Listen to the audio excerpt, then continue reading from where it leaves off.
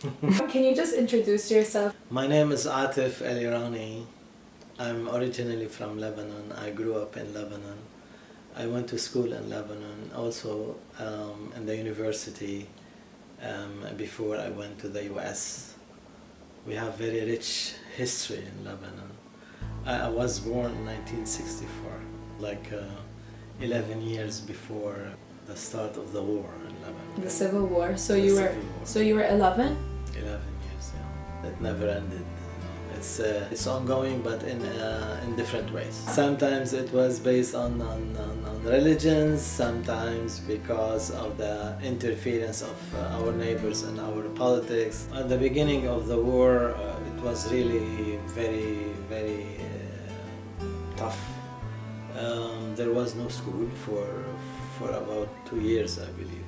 Families were forced to leave their homes to move to other places, other safer places. But the war was everywhere.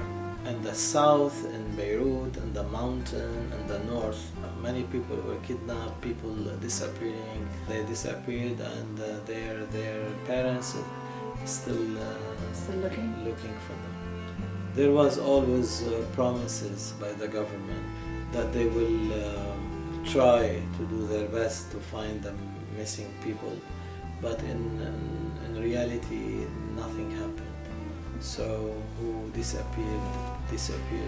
Did you have anyone in your family or close to you? Actually, my uncle, he had to leave his village to protect his family. On one of the checking points between West Beirut and East Beirut, when he was coming back to his village, he was stopped and kidnapped, I think in 1982. He disappeared. Nobody could tell where he was taken and what happened to him. Having somebody from the family missed in this way, with no possibility to find out where he is or what happened to him, at the time of the war, it was very tough. He used to have 4 kids, very young kids. They had to face it and live miserable life for many years until they grew up and find their way in life. It was not possible to forget. My grandma, my grandpa were hit badly by the disappearance of their son. People sometimes killed just because of their religion, sometimes because of their political belief. The country was divided between two main parties, let's say, and killing were everywhere because the country, the population is mixed. We could see people shot, or sometimes we could see dead bodies on the road. For example, during the invasion in 1982, and I still remember very well when we went outside from the shelter just to go outside for a bit to walk. And when I was walking, I could see the dead bodies on the road, so like stepping between them. Yeah. How old were you at the time? 82, like 19, less than 20? I believe it's like 18. 18. We got used to this situation. It was hopeless. At that time, it was hopeless case. But we always believed that it's gonna end. But it never ended. Actually, at that time, our priority and also the priority of our parents was to keep us safe. We got used to move from one place to another safer place. And gradually we started attending school again, and it worked. Because even with the situation? Yes, we got adapted. We had to join the school where we believe that it's safe for us. And I continued my education, and it worked. Was this only a thing that was happening on the outside, or was there like political differences even in school, like with the classmates? Actually, my school at that time was located in the Muslim area, but it's a Christian school. It was in the south of Lebanon. the students were like a mixture, Christian and Muslims, and it was in terms of education, it was like symbolic. Still, the Lebanese at that time, even though there was severe war, but the people don't want it. Yeah, don't want it. I mean, like, it was not their choice or it was not under control.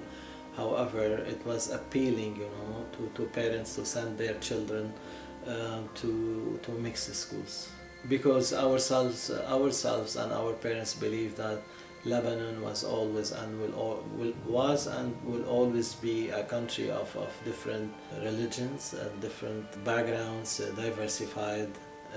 It was at that time in this way, and it is still ongoing.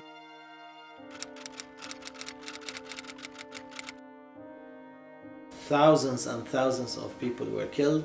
Yeah, definitely this affected the dreams and affected the hopes of the young generation at that time. Many of the Lebanese took their children, immigrated to other countries.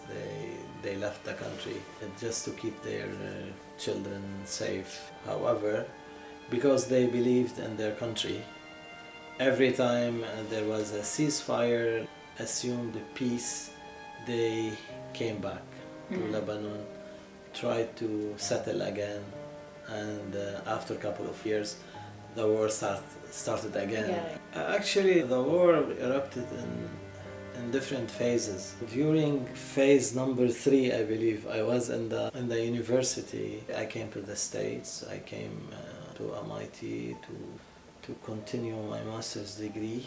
I came to Canada for a visit. Then I decided that I should leave the country. After every ceasefire, we assume that's gonna last for long, and then after a couple of months or maybe a couple of years, it started again. It was easy to tell that it's a hopeless case. We cannot continue in this way, so there should be another option.